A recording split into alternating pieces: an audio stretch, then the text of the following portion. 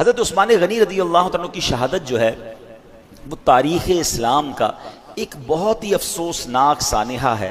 یہ اصل میں قدرت کا ایک راز تھا۔ ہاں، یہ قدرت کا ایک راز تھا جو ہو کر رہنا تھا۔ پچھلی آسمانی کتابوں میں بھی یہ ذکر موجود تھا، اور پیارے آقا علیہ الصلوۃ والسلام نے کئی بار غیب کی خبر دیتے ہوئے بتا دیا تھا کہ حضرت عثمان غنی جو ہے وہ شہید ہوں گے۔ اور حضرت عثمان غنی رضی اللہ عنہ کی شہادت تاریخ اسلام کا وہ پہلا موقع تھا کہ جب مسلمانوں کا اتحاد ٹوٹا۔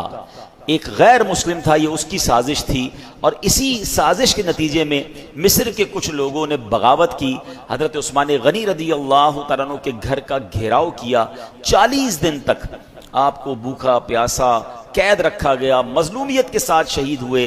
آپ کی شہادت سے ہمیں بہت کچھ سیکھنے کو ملتا ہے۔ حضرت عثمان غنی کے پاس حضرت امام حسن بھی آئے، مولا علی نے بھی پیغام بھجوایا، آپ حکم دیں ہم ان سب باغیوں کو تہس نہس کر کے رکھ دیں گے، مگر آپ نے سب کو منع کیا، بلکہ یہاں تک کہا کہ اگر آپ نے لڑائی بھی کی، آپ نے تلوار بھی اٹھائی، مدینے میں خون بھی بہایا، شہادت پھر بھی میری ہونی ہے، کیونکہ یہ قدرت کا فیصلہ ہے اور میں اس کے لیے راضی ہوں۔ اللہ اکبر۔ آپ اطمینان سے نمازیں پڑھتے رہے، اطمینان سے تلاوت قرآن کرتے رہے، اور سبحان اللہ آپ نے اسی طرح اپنی جان اللہ کے سپرد کر دی۔